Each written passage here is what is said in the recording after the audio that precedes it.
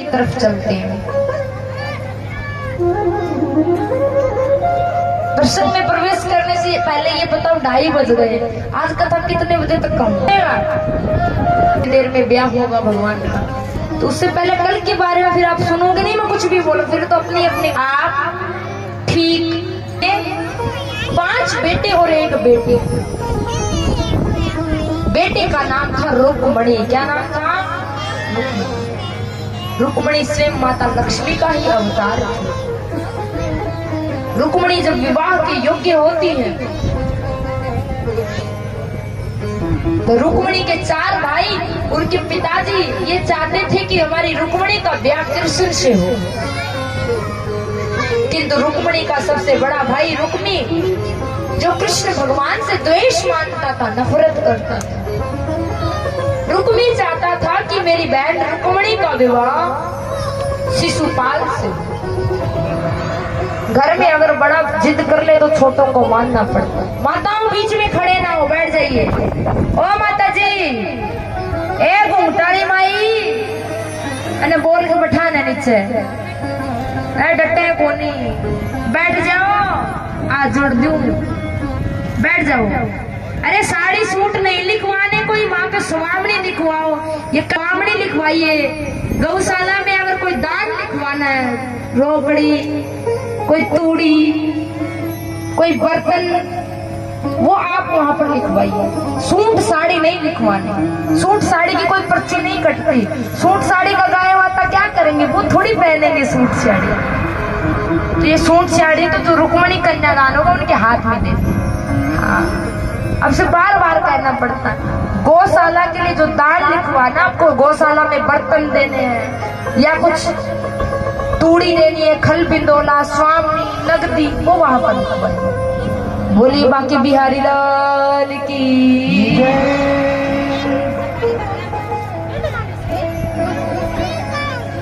तो महाराज भीष्मक ने अपने बड़े बेटे की जिद के आगे हार मान ली और रुक्मणी का विवाह शिशुपाल से तय कर दिया और 2-3 दिन बाद बारात आने वाली। रुक्मणी भी कृष्ण भगवान को मन ही मन में पति रूप में मान चुकी थी,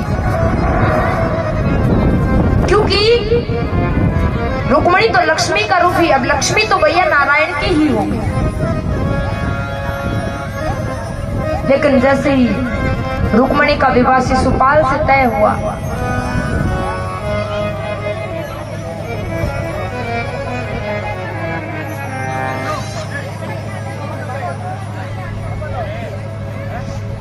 रुक्मणी रोने लगती है।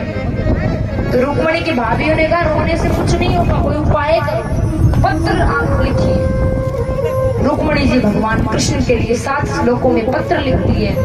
पंडित जी को बुलाकर वो पत्र दिया और कहा आप जल्दी करके द्वारिका जाइए। पंडित जी वो पत्र लेकर के द्वारिका आते हैं और भगवान कृष्ण को वो पत्र देते हैं। श्री कृष्ण भगवान ने कहा पंडित जी आप ये पत्र सुना दीजिए। तब पंडित जी उस पत्र को पढ़ते हैं। पत्र में रुक्मणी ने लिखा है कि प्रभु हे त्रिभुवन सुंदर, हे अच्युत, हे कमल नयन, मैंने मन कर्म से वचन से आपको पति रूप में मान लिया।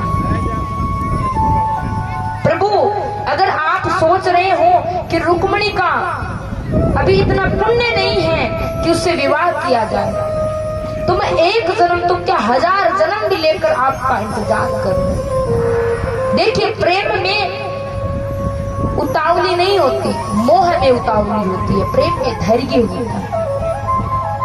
रुक्मणी आगे लिखती है पत्र में कि प्रभु अगर मैंने इस जन्म में कोई कुआ बावड़ी कोई धार्मिक काम करवाया तो मुझे स्वीकार कर ले, क्योंकि शेर का भाग शेर को ही मिलना चाहिए, भेड़िया को नहीं। शिशुपाल भेड़िया है, आप शेर है, मैं आपका भाग हूं। आप सोच रहे होंगे कि मैं रुक्मणी को लाऊंगा, तो प्रभु हमारे ऐसी परंपरा है कि विवाह के 1 दिन पहले कन्या गिरजा देवी मंदिर में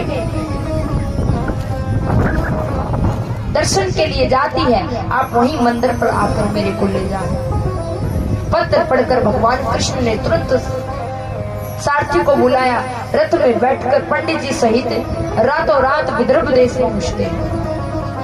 रुक्मणी जी ने पंडित जी को आते देखा कि पंडित जी का मुख प्रसन्न है, यानी काम बन गया। पंडित जी ने आकर बताया कि ठाकुर जी आ गए, आप चिंता मत करिए। रुक्मणी जी प्रसन्न होती है।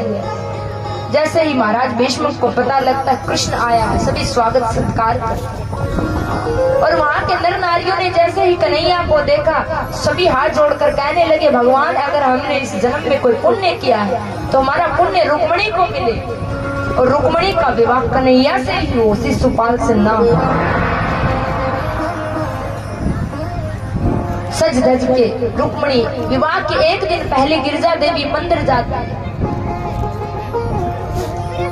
जो ही रुक्मणी जी मंदिर में गई, कन्हैया ठाकुर जी वहां रथ लेकर आ गए। रुक्मणी ने माता के दर्शन किए। मंदिर से जैसे ही बाहर आई कि अपनी आंखों से दिव्य तेज प्रकट किया, जिसको देख करके सारे मंत्री मूर्छित हो जाते हैं। भगवान कृष्ण ने रुक्मणी को रथ में बिठाया और वहां से चल देते। उधर पीछे से बलराम जी को पता लगा कि ठाकुर जी कन्हैया अकेला ही विदर्भ देश पहुंचा है, तो बलराम जी सेना लेकर इतने में विदर्भ देश आ गए। शिशुपाल की एवं रुक्मी इत्यादि की सेना जैसे ही कन्हैया से युद्ध के लिए पीछे लगती है, इतने में बलराम जी सेना सहित वहां पर आ जाते हैं। अब देखिए, महाराज भीष्म और नगरवासी तो बड़े खुश होते, क्योंकि वो तो चाहते थे रुक्मणी का विवाह कृष्ण से। परंतु रुक्मी क्रोध में प्रतिज्ञा करता है कि मेरी बहन का विवाह या तो शिशुपाल से ही होगा, या तो अपनी बहन को यहाँ नगर में लेके आऊंगा, अन्यथा इस नगरी में पैर नहीं रखूंगा। रुक्मी भगवान कृष्ण के पीछे रथ लगाता है। भगवान कृष्ण ने रुक्मी को युद्ध में हरा दिया, परास्त कर दिया। रुक्मी वापस अपनी नगरी लौटता नहीं है, वहीं पर भोजकट नाम की नगरी बनाता है। कृष्ण भगवान माता रुक्मणी को लेकर के द्वारिका आते हैं और उत्तम मुहूर्त में रुक्मणी जी का भगवान कृष्ण के साथ धूमधाम से विवाह होता है। बोलिए कृष्ण भगवान की। आज भगवान कृष्ण का विवाह किस किस को खुशी, हाथ उठाओ जिन जिन को खुशी है। तो भैया खुशी होती तो खुशी में नाचना होता। आज कौन कौन नाचने की प्रैक्टिस करके आया है? सगड़ा नाचेगा। देखिए, आदमी जो माताएं नाचेंगी अपने घर की तरफ, उधर नहीं जाएंगे। भाई लोग उधर भाई लोगों की जगह, वो उधर भाई लोग नाचेंगे। सभी अपने अपने स्थान पर नाचेंगे। कैसे? रुक्मणी मैया सज धज करके अपनी सखियों के साथ आती है। आज सबको नाचना चाहिए। ये बताइए, बराती कौन कौन बनेगा? जो बराती बनेगा वो हाथ उठाओ। श्री राधे। ना तो इन्ना हाथ उठाए। अब तुम ही बोलो। तो ज्यादा आवाज निकले कि थोड़ा है तो भी ताड़ता जरूर निकलेगी। बोलो राधे राधे। तुमने कौन बोलो, इनने बोलो है। बोलो राधे राधे, जोर से बोलिए। अब बोलिए, बोलिए बाके बिहारी लाल की। रुक्मणी मैया सज धज करके चटक मटक कर अपनी सखी सहेलियों के साथ किस प्रकार से आती है, किस प्रकार माता रुक्मणी के हाथों में मेहंदी है, उनका श्रृंगार है।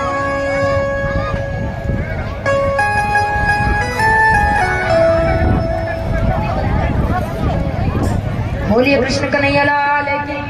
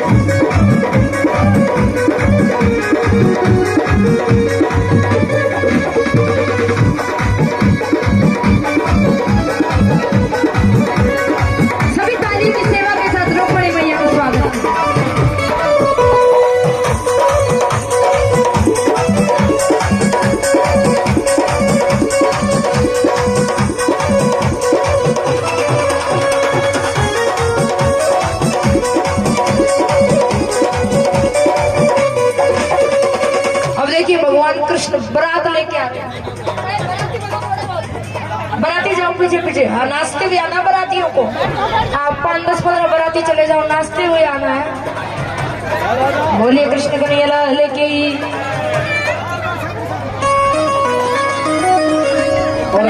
हाँ, देखिए बारात आने के लिए जगह छोड़ दीजिए, या तो बारात को उधर से लेके आइए। अब बारात आएगी, जगह है नहीं, बारात कैसे आएगी?